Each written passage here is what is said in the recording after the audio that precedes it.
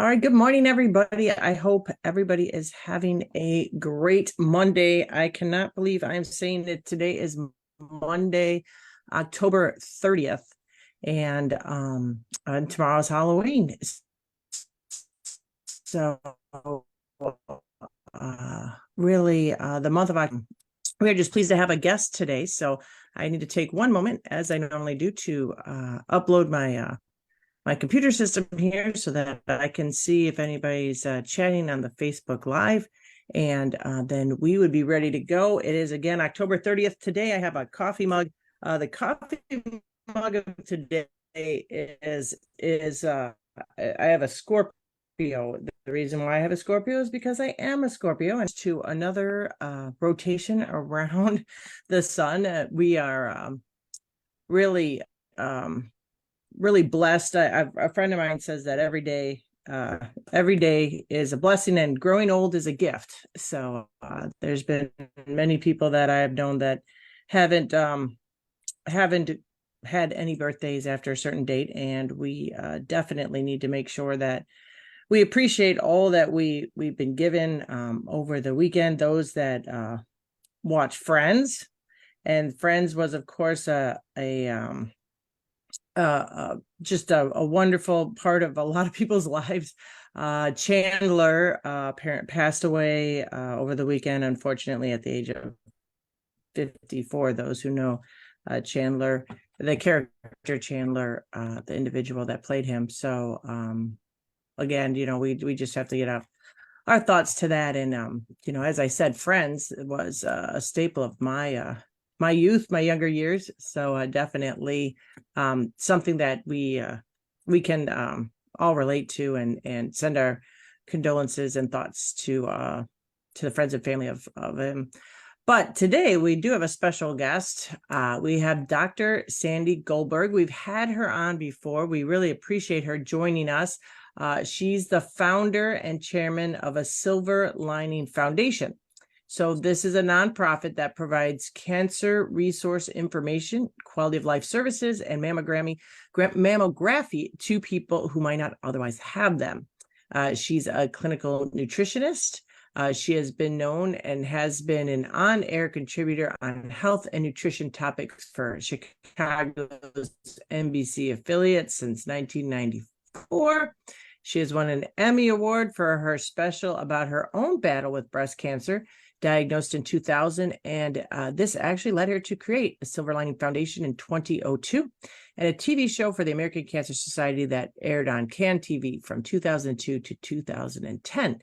So we'll let Sandy jump on and say hello and give a few words of introduction. She's got a fabulous bio. She's done a lot, and we're just happy to have her here to talk about cancer, and specifically breast cancer health. So Sandy, thanks for having us again. Or should I call you Dr. Sandy or Dr. Goldberg? What do you prefer? It's very interesting. The only person who introduced me as Dr. Goldberg was my mother. Everybody else calls me Sandy or Dr. Sandy. And in your particular case, I would prefer Sandy.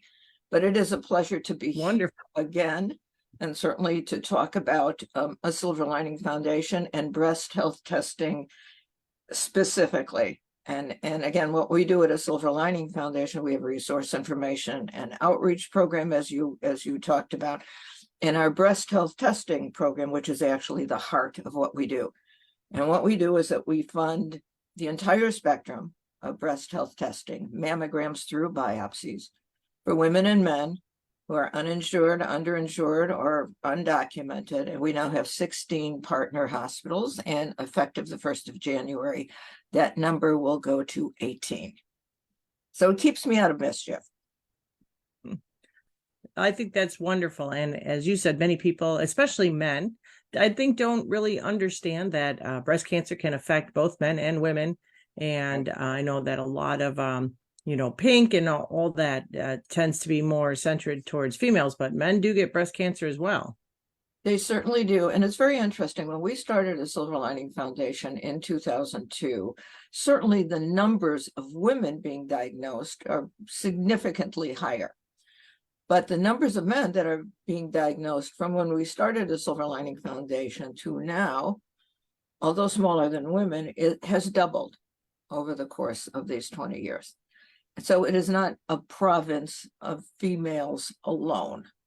The problem with men is that many times with men, and with some women certainly, is that, no, that's only for women. I can't have it. And there's a certain aspect of denial. So that's something that we certainly work toward. And it was very interesting. This last week, Richard Roundtree, the actor, passed away. And he actually was diagnosed with breast cancer many, many years ago and became an advocate for men and getting your mammogram if needed. So men can get mammograms as well. Yes, yes. And I remember asking a tech one time saying, is that not physically a bit difficult for a man to have a mammogram? And she said, it's physically difficult for many women. We have a tendency to think about structure and breasts as a province of women when everybody has them as well. And now with the increased technology in terms of ultrasounds, diagnostic mammograms, MRIs, it certainly is easier than it used to be. Oh, well, that's wonderful. Now you have several, you said you partner with 16 different hospitals in the greater Chicagoland area, Elgin and Rockford. And you have a couple programs that a Silver Lining operates. Right. So you have BAMAM. Buy a mom a mammogram. Buy a mom a mammogram. And actually, when we started that, that was the first, really, I would say, go to the trenches program that we have. We have a resource information and outreach program because we didn't feel it was necessary if people need information to reinvent the wheel.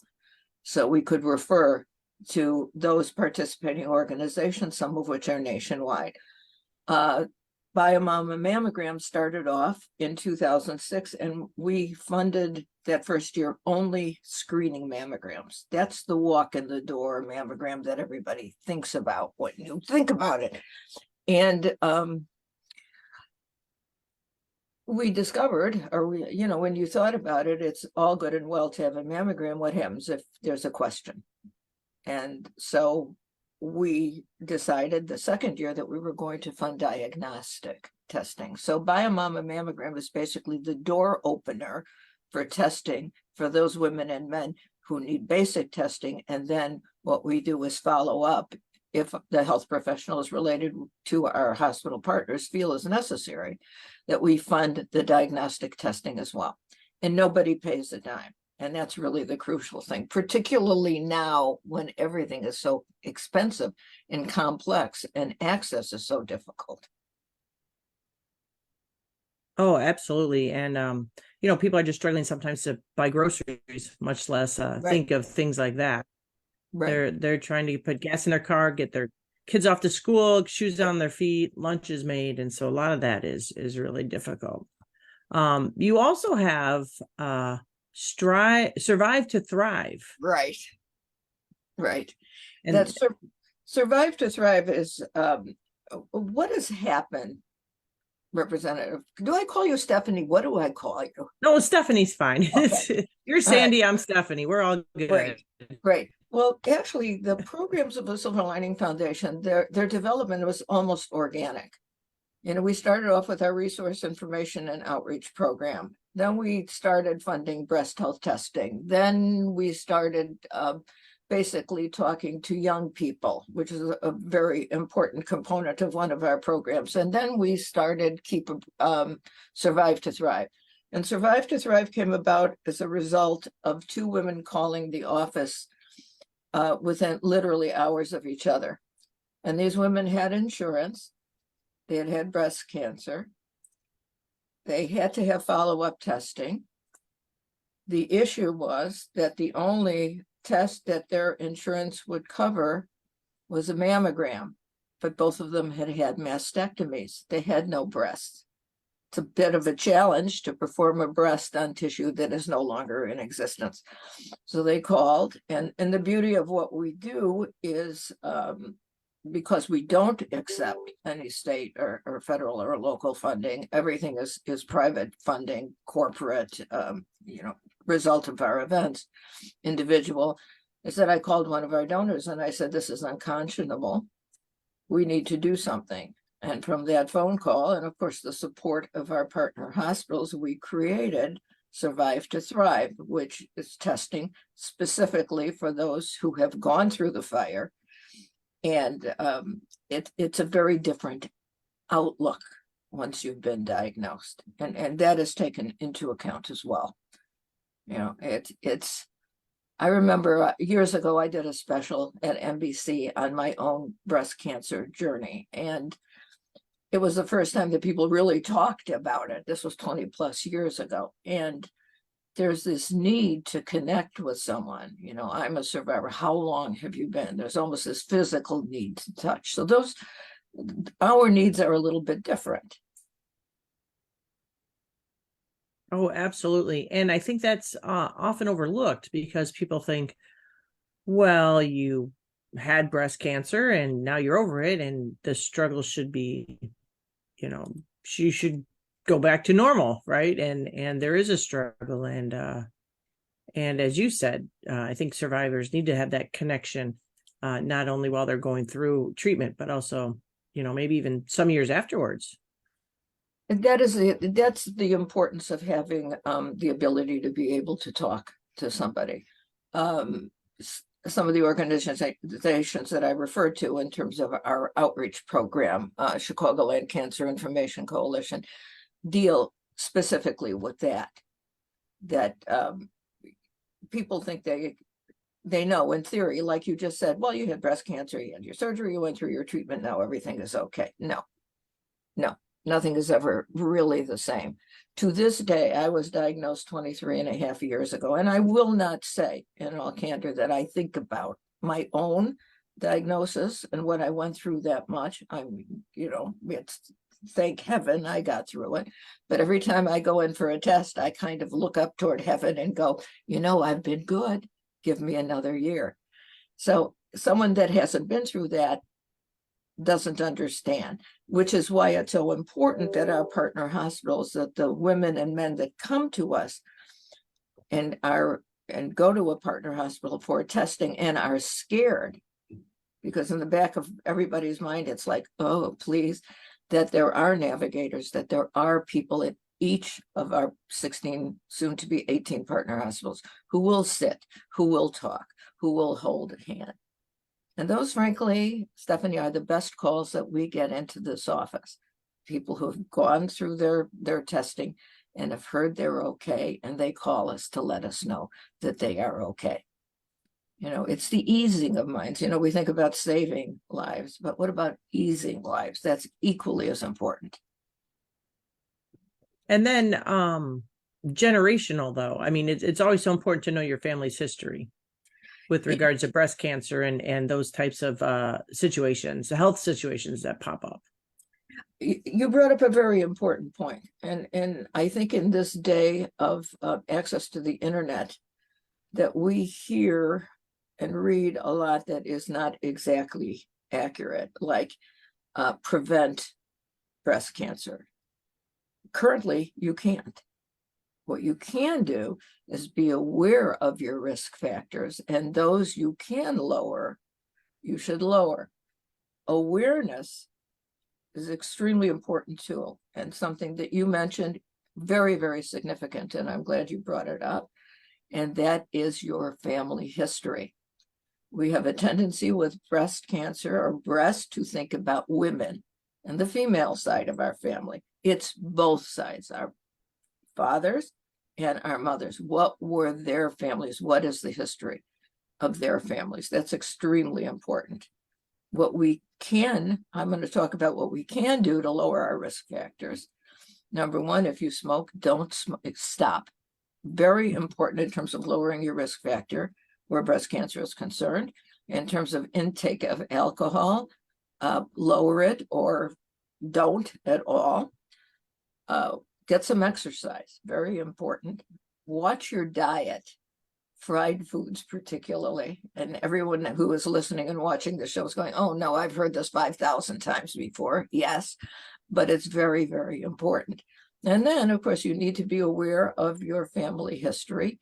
the statistical likelihood of developing breast cancer increases as you age. That is something to bear in mind as well. You know, when did your menstrual cycle start? Have you had children? All of these are components that we need to be aware of. But the most important thing is to get tested. And if you have had a family member who was diagnosed, let's just say the standard, regardless of what we may read, the standard, the appropriate medical standard for an initial mammogram is age 40, unless you have a family history. And in that case, say, heaven forbid, your mother was diagnosed at 45, your first test should be at 35. And that is also if there, or if you feel something. If you feel something's not quite right, you know, that's when you need to go in. And access to medicine, to medical care, has become increasingly more complicated these days. And I'm sure you hear a lot of that in your office.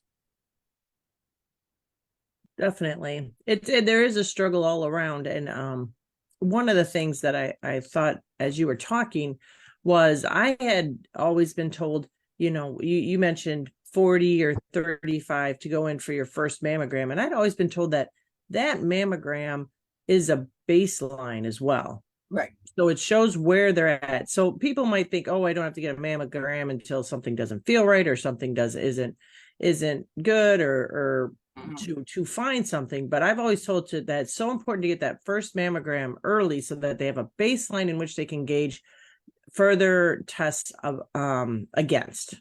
You are 100% correct. And that baseline, again, for someone that has had no issues, let's say, or does not have a family history or does not feel something, should be at age 40 or 10 years younger than if someone, you know, immediate on either side of your family has been diagnosed.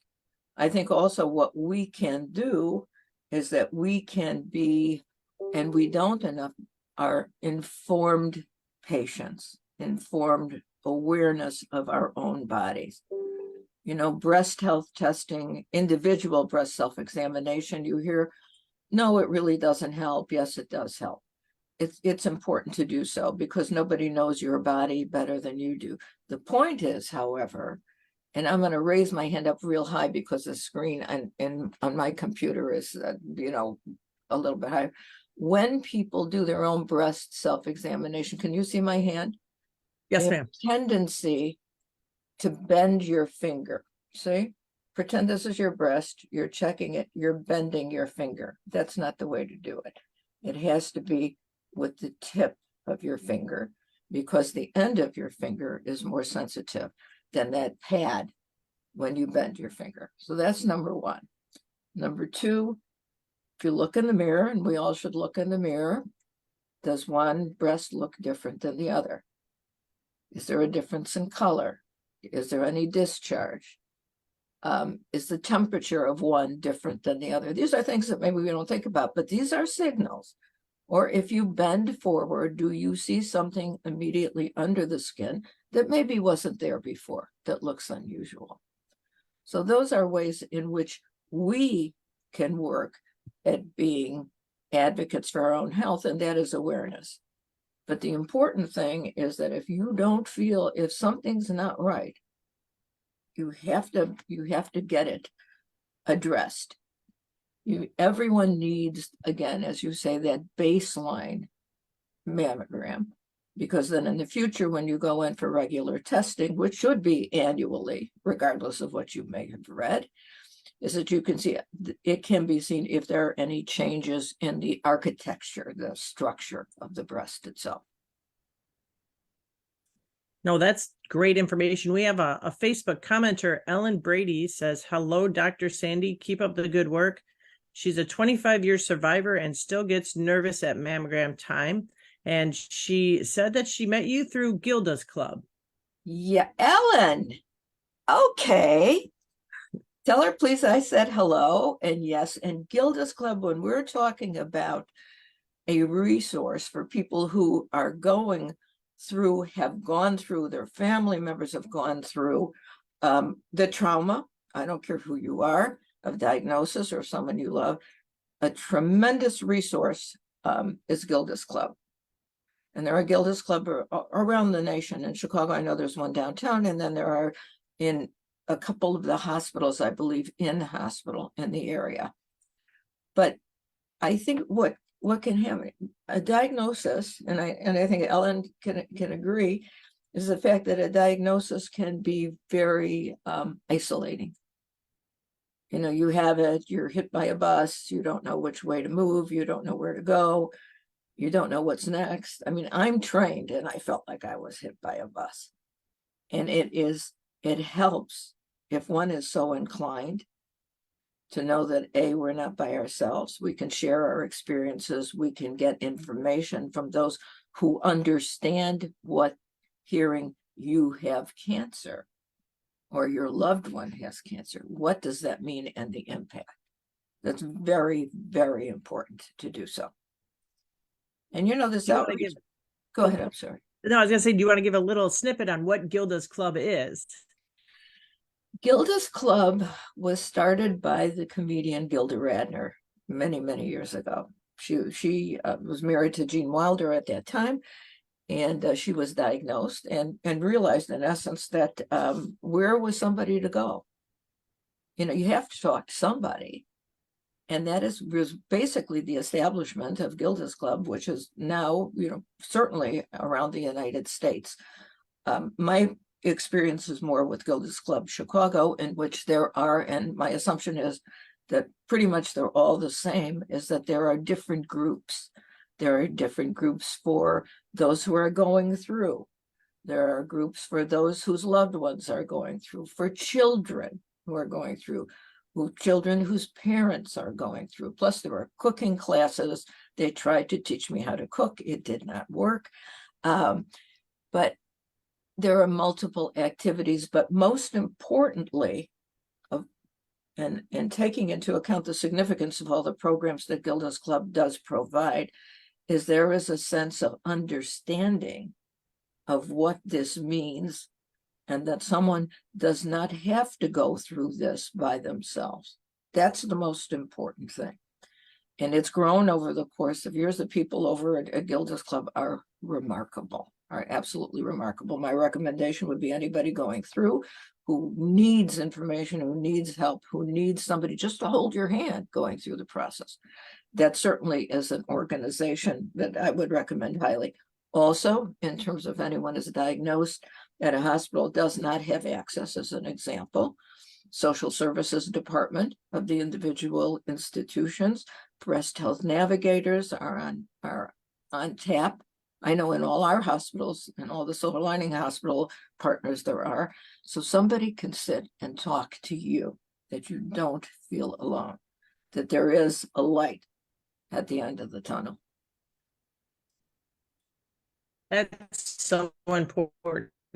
And I think bringing that human element to healthcare is so very important, because we've talked on our Facebook Live how important mental health and physical health are together. And sometimes we tend to talk about that in like a silo. But when someone's been diagnosed with some sort of cancer, that affects their mental health as well. And Sure. Treating their mental health through cancer treatment, it should be in tandem, because they need to go together. And that's what I hear you touching upon with the services of your nonprofit and Gilda's. It has to go in tandem. We have to look at physical health and mental health together. And when you're looking at physical health through breast cancer treatment, now you have to look at the mental health component of that diagnosis and that treatment as well. And I think what's very important, and there are other organizations, you know, as well. Wellness House, as an example, is another. That's an excellent organization there. There's another one, Cancer Wellness, I believe, up in the northern suburbs. But what binds organizations together, such as these organizations, is the recognition of the fact that this is not something that anyone or their loved one should have to go through alone. Again, I said it's very, very isolating. And have I known people that have gone through diagnosis, surgery, and treatment without telling anybody? Yes. would I recommend that in the main? No, because it does take a toll on your mental health. It does. Again, I'm trained. I know this. And literally 23 plus years later, when I walk in, and I know I'm okay. And I still walk in and I look up and I go, I've been good. I've been good. Give me a break here. I've been good. And something, there's nothing wrong with that either, because it makes us pay attention to what it is we should be doing. And I think certainly more empathetic to people who are going through that. And then it's it's entirely different than one might think. And as you said, the aftermath. I know certain friends of mine that have gone through it talk about the scarring and some of the other mental effects of having your body look one way, and then if you have to have surgery, it looks completely different. Right. And that kind of mental component as well is very tough on individuals. It's tough because it's a change. Unfortunately in our society, and I'm going to talk about the females specifically, is that to this day, we are defined to some extent by our breasts. What that has to do with us as a human being, I'm not quite sure. But to this day, there is that certain definition. And not just from, I'm going to use the traditional modality males, although that's not really as relevant now. But you look and you're not who you were. And our awareness of who we are and our identification can be tied very much into those changes that are there. Are there organizations that can help? I mean, get prosthesis as an example. Say my surgery as an example at that time, it wasn't possible to do some reconstruction on that side. So I was okay with that. I'm here, I can complain about it, but I finally found a place that they could fit me. Second Act Chicago was the name of the place, where they could fit me with a partial prosthesis. And I will say, Stephanie, that I went through a number of years and I said, oh, it doesn't bother me, this, that, and everything. I'm fine, I'm here. And when I got fitted for that partial prosthesis and I looked at myself in the mirror, I started to cry, because that's who I remembered. That's who I remembered. So I think it's very important not to try to cover how we feel about those changes. It's okay. Yeah, it is okay. But it's still, if you want to talk about it, if you have feelings, if you want to see what's out there in terms of help, you should be able to do so and not apologize to anybody because of it. No, that human element seems to get brushed over a lot, that we're not allowed to have, human emotions, and you have to suck it up. And so sometimes, right, as in your story, you just have to admit it. Well, I think, again, and you brought up a very, very important point. And as we're talking here, we're not just talking about breast health testing, breast health here. We're talking about health in general. And certainly the changes in access and the changes in outlook, but also the changes in how we as a patient are supposed to feel. And that has changed dramatically over the course of years.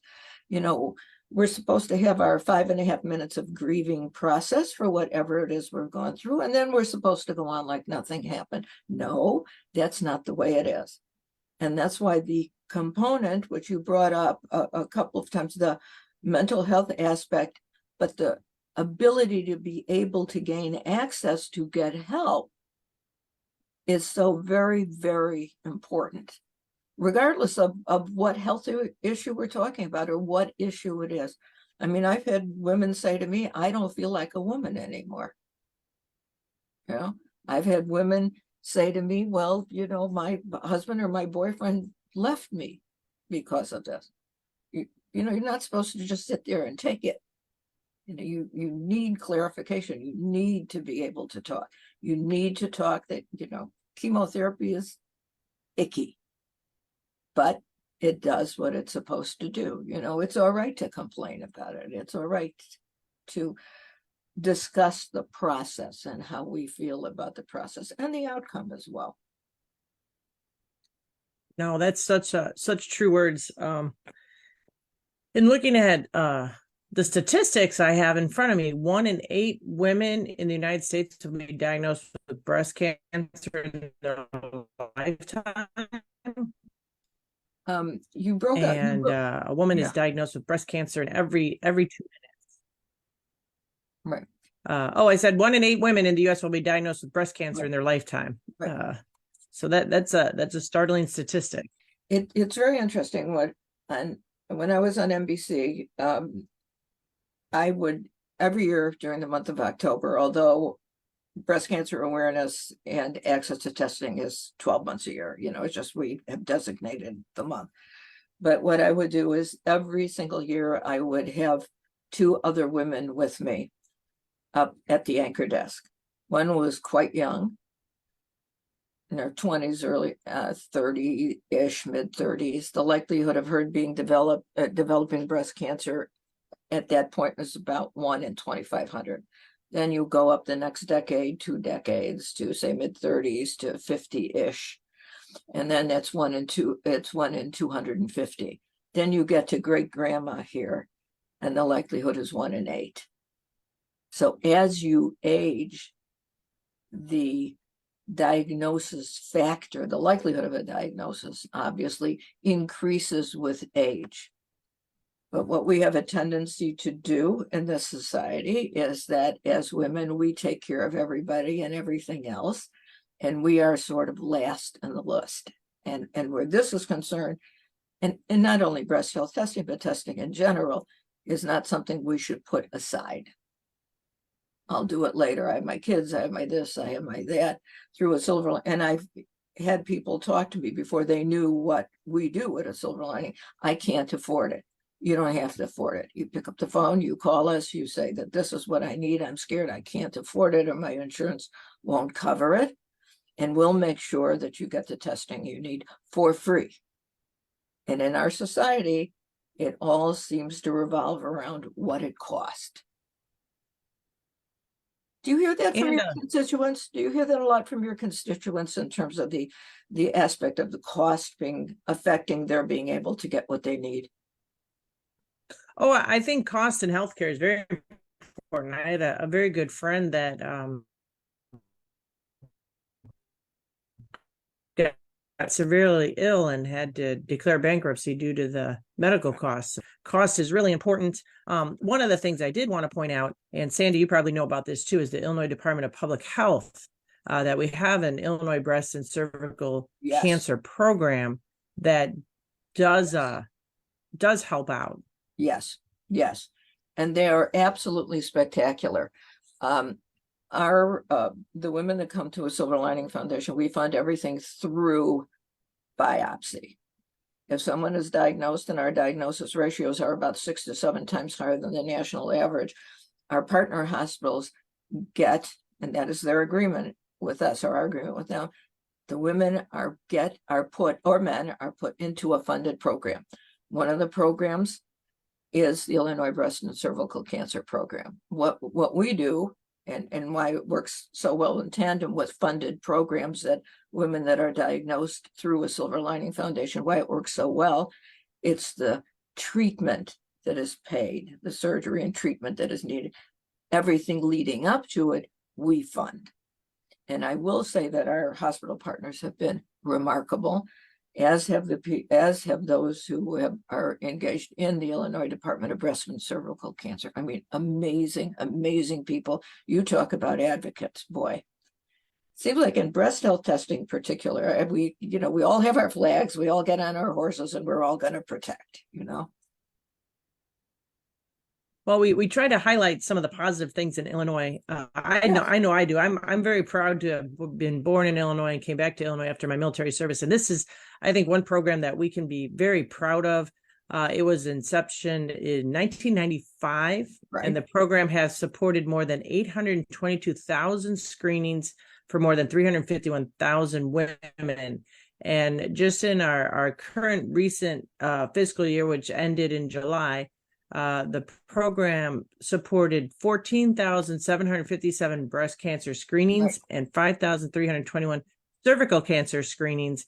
And if you live in Illinois, if you don't have insurance or your health insurance doesn't cover these screenings, that, as you said, partner hospitals will be able to partner with the Silver Lining Foundation with this program. And in 2019, we expanded the coverage for mammograms and other breast cancer screenings, such as ultrasounds and MRIs and 3D detection that wasn't covered under insurance. And now, if they need those additional tests in 2019, Illinois now covers those tests as well. So I think a lot of people should be very, very proud and blessed to be in a state of Illinois that cares this much about cervical cancer and breast screenings.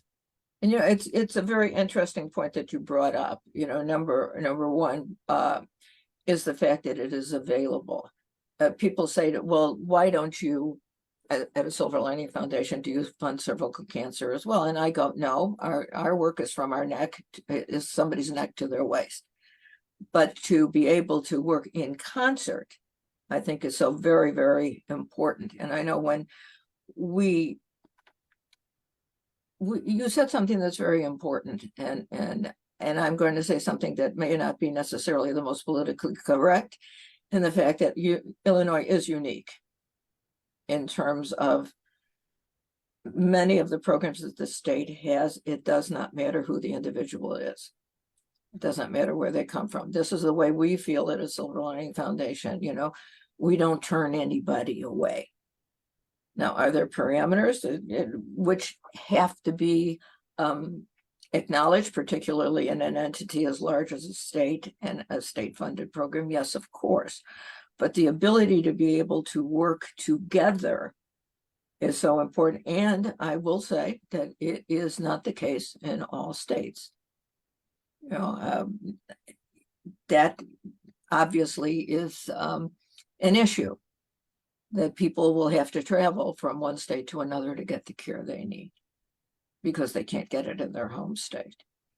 And I was born in Chicago. I was raised in rural Arkansas, and I came back to Chicago for graduate school and stayed here. And you learn what is available to people of a state and what is not. So applause for your hard work and everyone else's where this is concerned.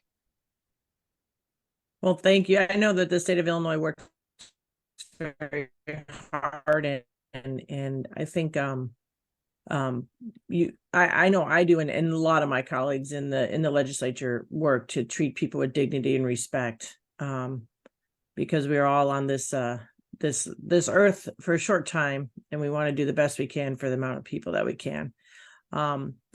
We covered a lot, and Sandy, you're welcome to come on. I'll give a quick legislative update, but do you have any other tidbits you want to share before I switch to a little bit more Springfield centric, since we talked about this very important subject for the beginning of the session we're in right now, this Facebook Live, which is also a podcast.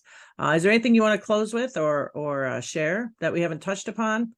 Well, of course, you give me a platform, and here I am. Number one, I want to thank you very much for asking me to come on your show and being able to spread the information, certainly about breast health testing, certainly about a Silver Lining Foundation and what is available as well to the citizens of the state of Illinois. What I will say to your constituents, if anybody is concerned about access and wants to reach out to us at a Silver Lining Foundation, our website is silverliningfoundation.org. And on there, you can press on these little tabs. My grandchildren say, you don't call them tabs, you call them links. That there is a link, I want to help, and another link, I need help. We're very, very responsive. We will help in any way we possibly can. And I will say that the creation of the foundation in this state allows us to help even more women than we might, because we don't have to fight.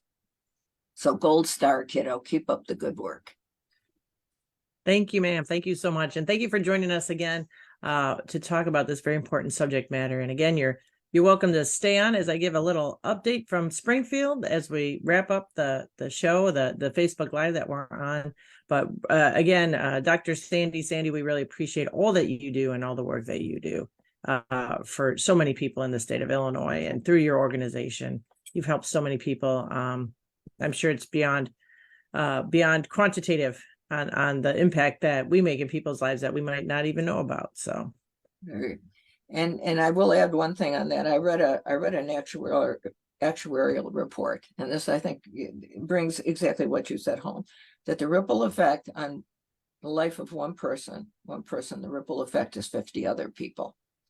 So every person is really 51 people. So that is something always to think about.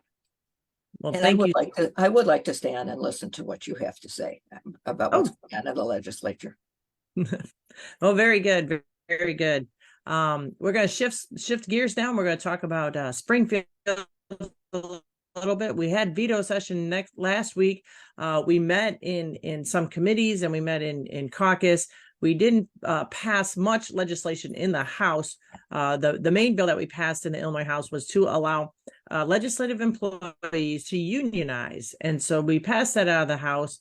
Hoping to address issues starting with pay and compensation policies, along with improving transparency. So the bill creates an Office of State Legislative Labor Relations. As you can imagine, in the House, you have Democratic staff, you have Republican staff, and in the past, they had been barred from collectively bargaining because of the different parties that are represented in of the State Legislative Labor Relations, which is led by a director appointed to a 4-year term.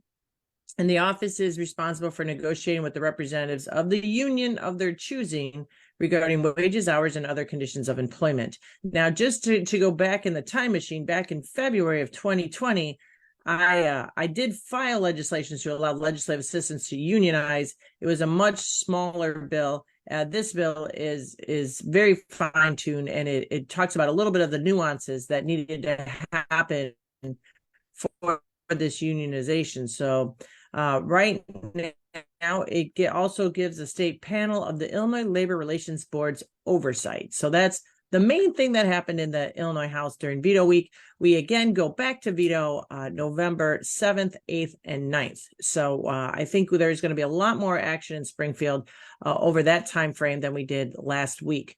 One of the things we talked about, and I might have mentioned this last week, but it bears repeating, is that our Attorney General, Kwame Raoul, again, I mentioned this last week, is joining with other state attorney generals with regards to Meta, or Facebook as we know it, with the point of their features on Instagram and Facebook and their algorithms and the way that they conduct business. Now, Facebook is a business. It's just not something that's fun that we all play with. They make substantial funds from marketing and other types of consumer activities. What we're looking at is the psychologically manipulative product that is used in their algorithms and the way that they present information, particularly to young users. Young users, they tend to be a little bit compulsive, and if they are extendedly using the platforms, it could have mental health consequences. So the algorithms were designed to push children and teenagers into what we call rabbit holes, and they don't get, or we call the bubble, where they concentrate information, content. Some of these content could potentially be harmful or toxic, and it has features that are called like an infinite scroll, and things to kind of hook particularly younger users in, but there are people I would say in the older realm, and individuals even my age that get hooked on Instagram and Facebook. So our Attorney General Kwame Raoul is joining with these individuals, charging Meta with violating the Federal Children's Online Privacy Act, accusing and unlawfully collecting the personal data of the youngest users without their parents' permission, amongst other things. So thank you, Attorney Raoul, for representing Illinois in this very, very important subject matter. When I went to a conference with the NCSL, the national, they're looking at legislating not the freedom of speech aspect of Facebook, but the marketing and the business aspect of Facebook. And other states are looking at this situation as well. Illinois is set to get two Illinois programs were selected by the USEDA Tech Hubs. So Senator Duckworth and Senator Durbin helped announce the U.S. Economic Development Administration, USEDA Development Administration, that two Illinois programs have been designated as part of 31 regional technology and innovative hubs, tech hubs. The Central Illinois Fermentation and Agricultural Biomanufacturing Hub, and the Chicago Area Quantum Tech Hub. I know I've talked about the Quantum Tech Hub a little bit in the past. So these were selected based on innovation and economic growth potential. They're now eligible to apply for the second phase of Tech Hub program funding, and they could receive between $50 to $75 million in federal funding. The programs were enacted as part of the CHIPS and Science Act of 2022 that the federal government passed, and that in its entirely nationwide received about $10 billion in funding over the course of 5 years. So we're very excited. Our Illinois Tech Hubs were selected from over 370 applicants. So congratulations with regards to that. Very excited to see these two hubs really take off and do just wonderful things. Now, we talked about the EDA. We have the EPA, Illinois EPA, Environmental Protection Agency, is inviting 5th and 6th grade writers. So if anybody is listening to the podcast or on Facebook Live and you have a 5th or 6th grader, writers and artists from around Illinois to participate in this year's annual poster, poetry, and prose contest. So the theme for 2024 award is Where Does Rain Go? How can we slow the flow? So this is focusing on understanding how rainwater moves through the landscape, the effects of droughts, floods. When I lived in California, it was very, very, very concerning when after the dry season came the rain, and the ground was so dry that the rain literally just did not soak in, and it caused massive flooding. And so also rainwater and how we go into rain gardens and capture that. So any idea is through the Illinois Environmental Protection Agency. You can go to their website and get more information, or we can certainly call my office and you can get information that way as well. We'll be sending that out in our email. So if you don't get our email, we try to send it out every week or every 2 weeks. And definitely sign up on our website, ildistrict84.com. IL district spelled out, DISTRIC 84, district84.com. And you can get that information.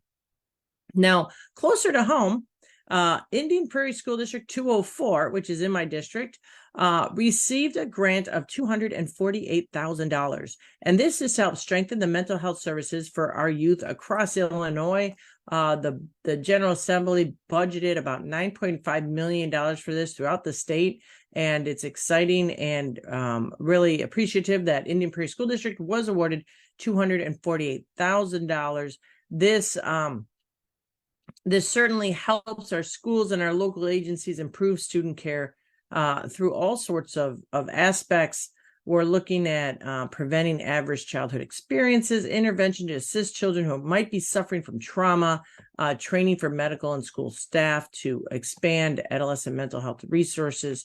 A lot of services can be in this program, and we are focusing, again, as Dr. Sandy says, we're focusing on not only the physical health, but the mental health with regards to, in this case, the mental health of our children and our youth in the schools. We also, on the same vein, are looking at the governor has proposed the creation of a new standalone early childhood agency. Now, it bears to be said that back in the day, not back in the day, like a year or two ago, there's been legislation that's been proposed to do this. So there has been legislation. It hasn't really advanced in the House or the Senate, but Governor Pritzker, through his role as the chief executive of the state, he's allowed to manage the state under his jurisdiction, and he has created a standalone early childhood agency. So the plan is to consolidate all the state's early childhood programs and funding into one state agency. Now, currently, early childhood services are around spread out among 3 state agencies. Then you have the Illinois State Board of Education. They do early childhood grants as well. And so what this is it's going to consolidate and bring these under one umbrella so that they can coordinate our early childhood programs more efficiently, which I think is worthy and long overdue, to be quite honest. So looking forward to seeing how that agency correlates and works together for our youth.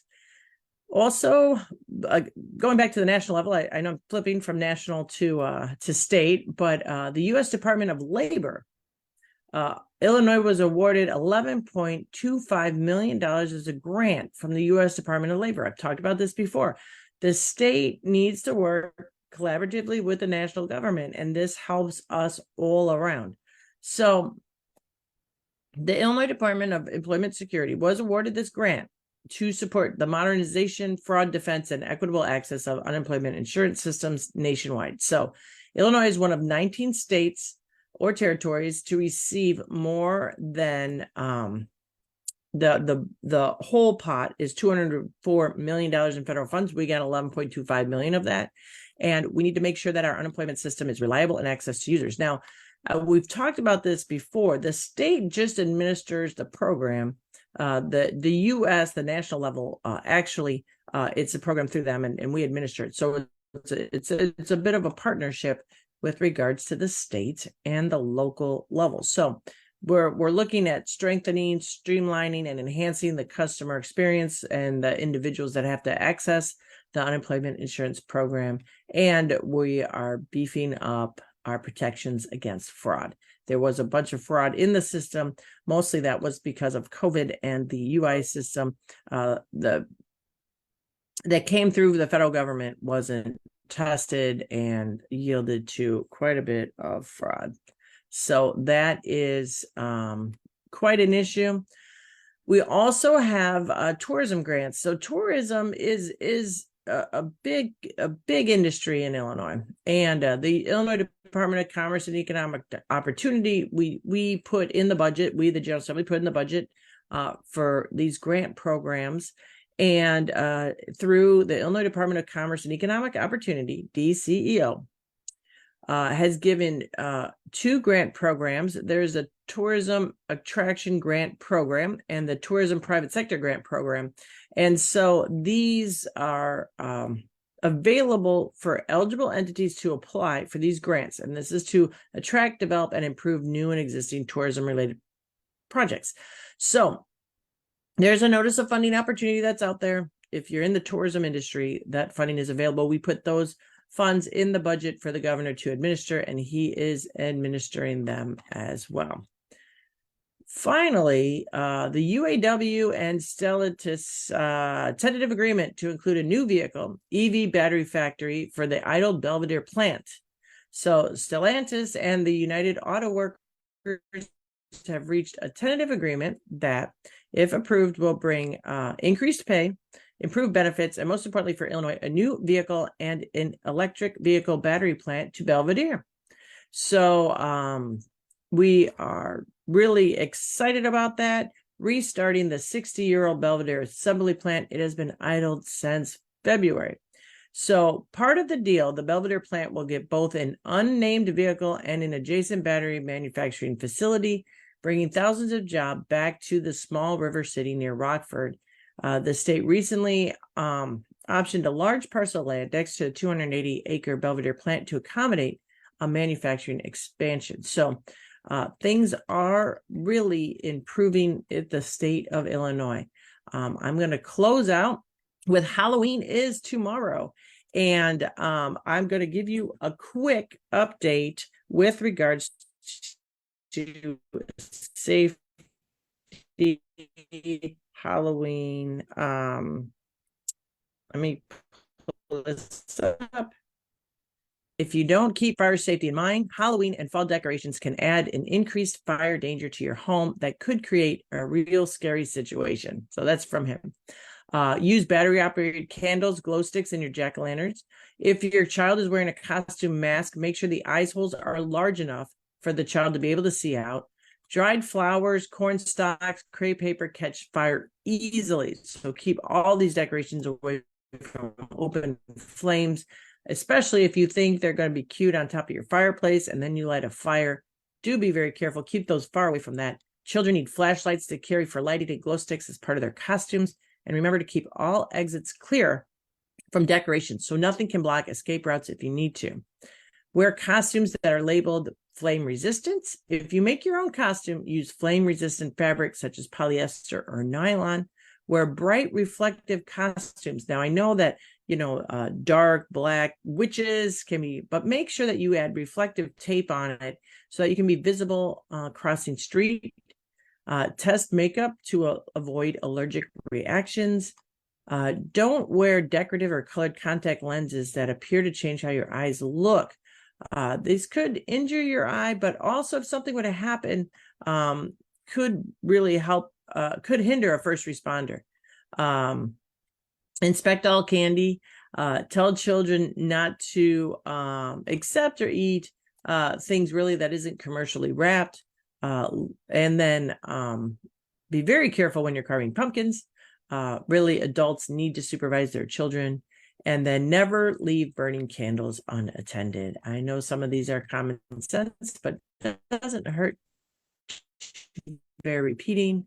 And with that, everybody have a wonderful Monday. And we will be back next Monday. So take care. Have a great day. Again, great Halloween. It's my birthday week, so I'll be enjoying a little bit of just celebrating another day that we get to be here and enjoy. Take care. Have a great day. Bye.